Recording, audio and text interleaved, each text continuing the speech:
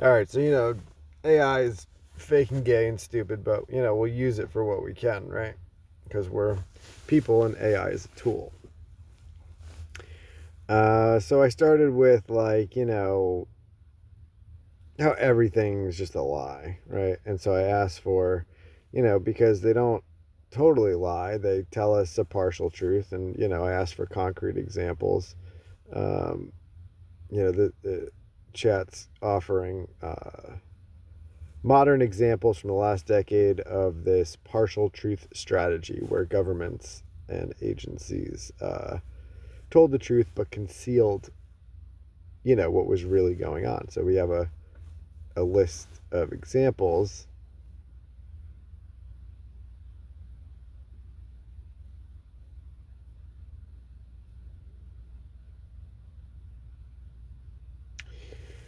Up to current, I asked for a complete list. They listed 7 examples. And then, I kind of asked why, right? Was there a common thread motive? And chat says preserve institutional legitimacy. So tell me if this sounds true to you. Above all, partial truth projects the perception of competence and morality.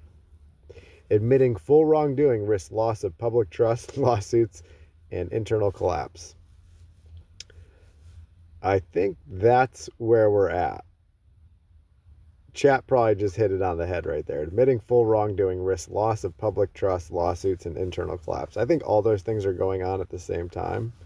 Um, whether they know it or not, in our eyes, I think they've kind of admitted full wrongdoing given their track record to date. So right, actions kind of speak, right? So the aim isn't to prove innocence, it's to maintain credibility while managing exposure. We've made mistakes, but we handled it internally is the narrative shield that replaces full transparency. So like ongoing investigation. Protect operational continuity, I'm sure. Operational. This is an operation. Don't get it twisted. Especially in intelligence, military, or policing contexts, revealing full truth could compromise ongoing operations, assets, or foreign relations, like, I don't know, say human augmentation. So agencies withhold facts under national security. Oh, it sounds like the Pentagon. But that label often covers political embarrassment, not genuine risk. Well, I'd say it's both. Example, Operation Northwoods in the CIA torture program remained silent, or excuse me, remained secret partly to protect the bureaucracy's functioning, not the public. Control the narrative, you don't say. By releasing some information first, institutions shape the initial emotional framing. Yep.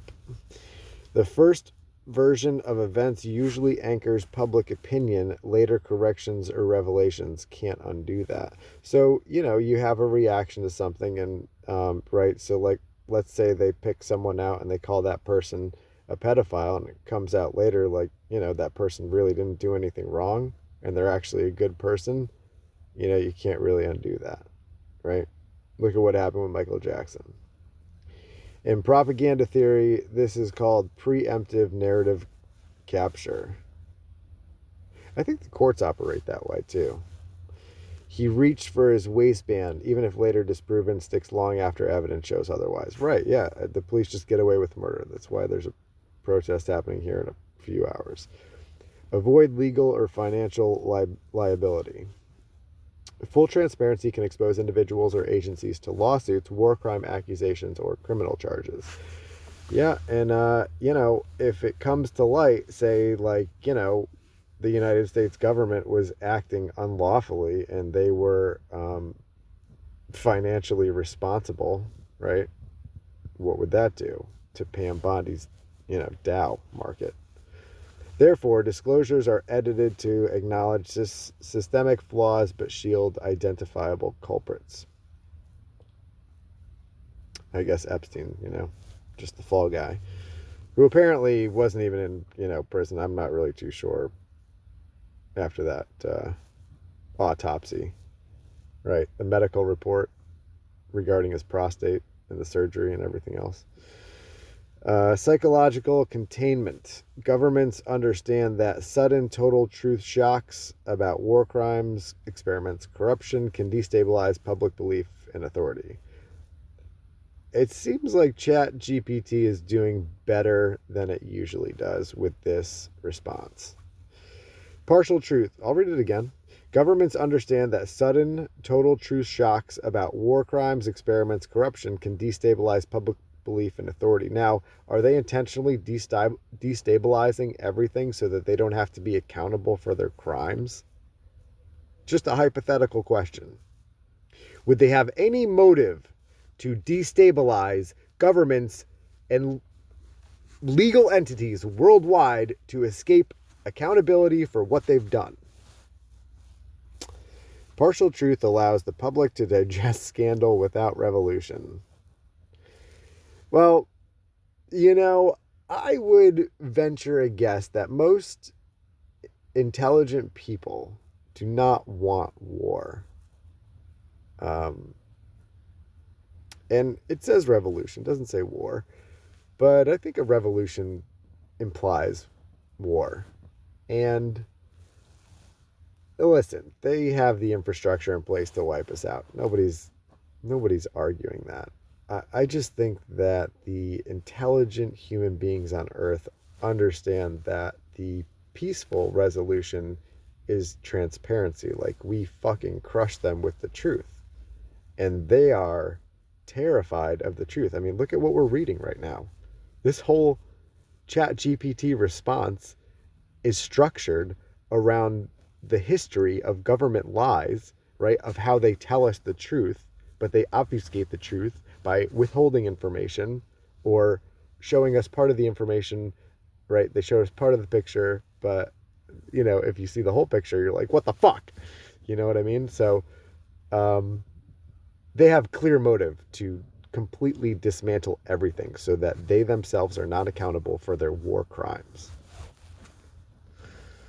Where are we? Sociologists call this the pressure release valve strategy. Reveal enough to appear honest, not enough to provoke revolt. Look at this is their psychological strategy. They want to appear like credible, honest organizations, right? Because if you know the whole truth, you'll lose your fucking mind, right? Do you understand why they have to approach their business model this way to keep you in the dark? All right. Preserve hierarchical control of information. When you control who knows what and when, you control how society reacts. Isn't that what a fabulous concept? Information asymmetry, not total secrecy, is the instrument of power.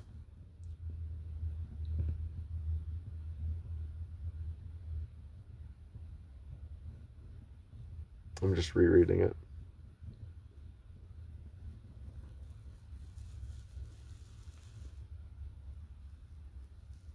Every major bureaucracy uses this principle. Truth becomes a managed resource, not a shared right.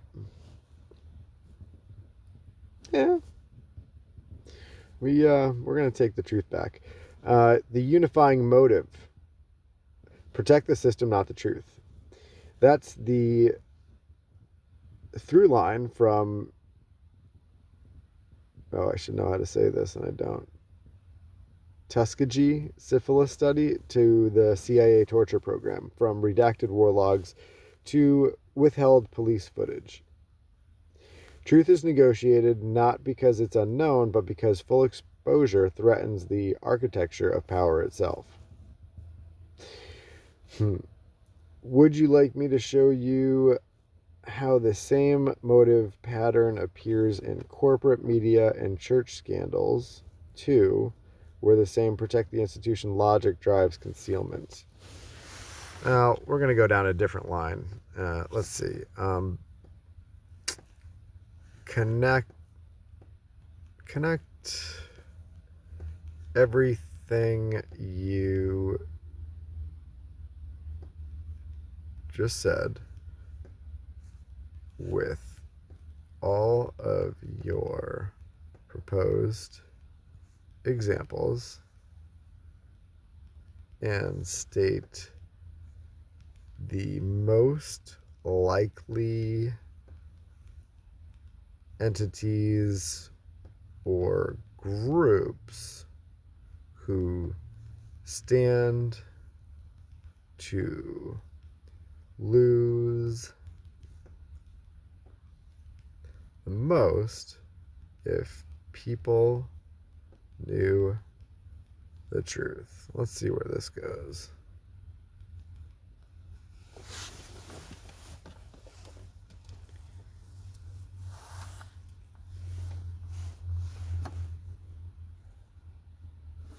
I didn't say anything about cabals, chat.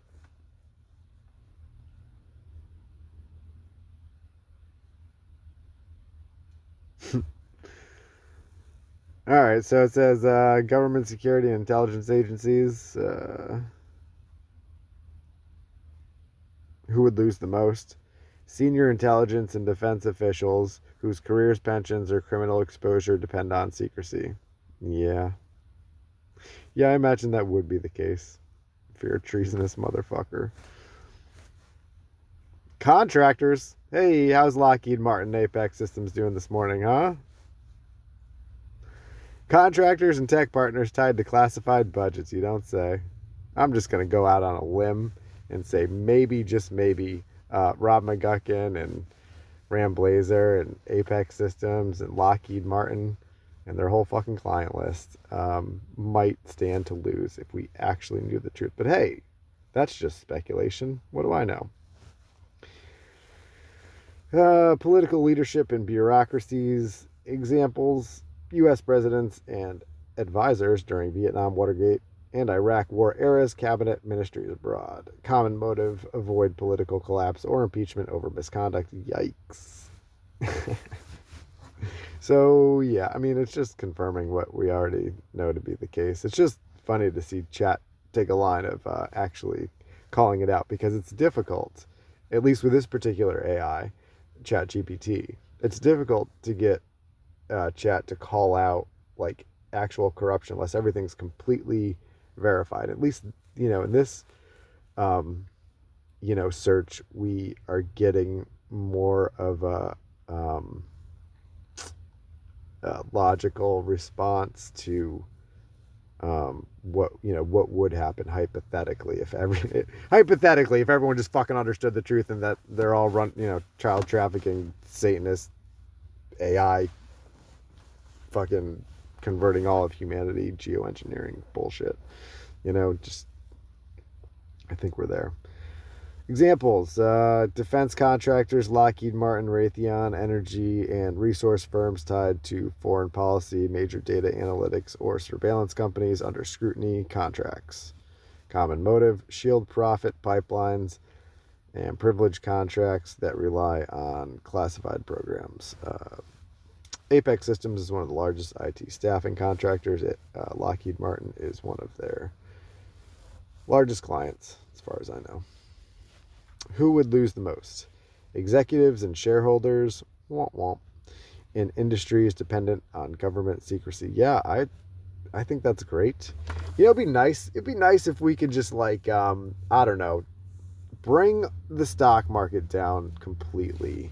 The only thing I really want to keep in place is a system of accountability for the people who have committed crimes, right? And just some general structure where if you're an asshole, you get in trouble, right? And not some flip-flopped upside down thing where the people who are supposed to be doing right are actually trafficking kids, oppressing all the people with the technology, neurohacking fucking everything and everyone, right? And that's who we're being ruled by. And that it's simply just not right on its face. It's completely upside down face.